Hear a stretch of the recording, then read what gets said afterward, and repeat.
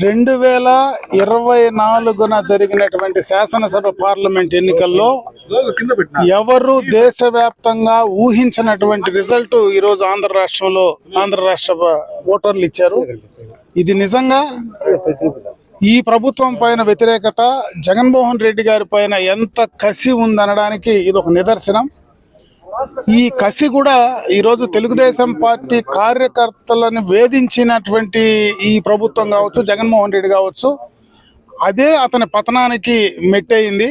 ఈరోజు అంతే కసిగా తెలుగుదేశం పార్టీ కార్యకర్తలంతా కూడా బ్రహ్మాండంగా కూడా కసిగా పనిచేసి ఈరోజు ఇంత పెద్ద మెజారిటీలు రాష్ట్ర వ్యాప్తంగా గత ఆంధ్ర రాష్ట్ర చరిత్రలో గతంలో ఎప్పుడూ అటు ఉమ్మడి రాష్ట్రంలో కానీ విభజన ఆంధ్రప్రదేశ్లో కానీ ఎప్పుడూ లేనటువంటి ఒక నిర్ణయాన్ని ఈరోజు ఈ రాష్ట్ర ప్రజలు అందించారంటే ఇది నిజంగా కూడా రాష్ట్ర ప్రజలు ఆలోచనను మనం గౌరవించాలా. నిజంగా కూడా రాష్ట్ర ప్రజలు ఏమనుకుంటున్నారో ఈరోజు కరెక్ట్గా అర్థమైంది.